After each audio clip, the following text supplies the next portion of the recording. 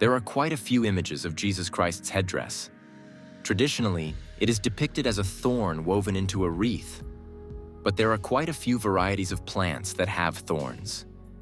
What kind of plant was it really? Cursed is the ground for your sake. Thorns and poisonous berries will it bring forth for you, is written in the book of Genesis. This is the common name for Jesus' wreath.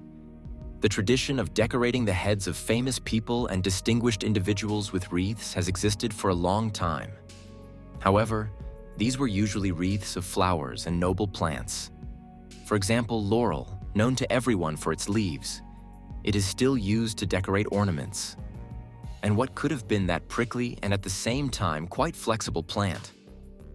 Traditionally, it is believed that the plant that the Roman legionaries used in relation to Jesus was very accessible.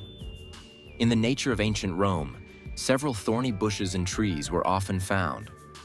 Among them is a plant with sharp, strong thorns, the so-called nubk, and some researchers of this issue saw it in the image of the wreath. The possibility of using nubk was also attributed to this. Their branches are flexible and could well be suitable for weaving a wreath.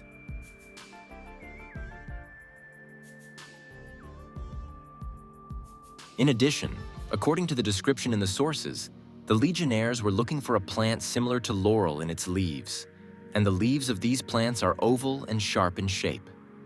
However, nubk is more often found on the shores of the Sea of Galilee. You will not find it near Jerusalem. It is not typical for these places. There is a second theory.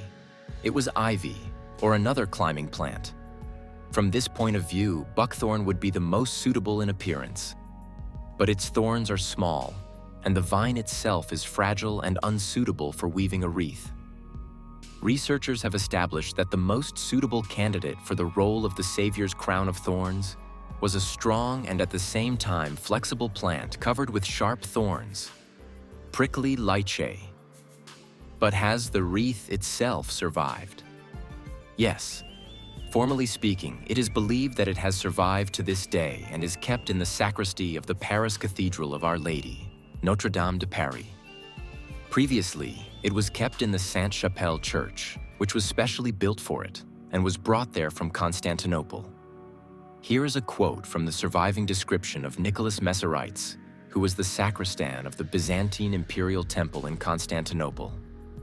The first to be offered for worship is the crown of thorns, still green, blooming, and remaining incorruptible, since it was involved in immortality from the touch of the head of Christ. In appearance, it is rough, not prickly when touched. It looks beautiful, and if it were possible to touch it, it is smooth and tender. This description was made in 1200, exactly 4 years before the Crusaders sacked Constantinople. Therefore, there is an opinion that the relic is only formally called the original.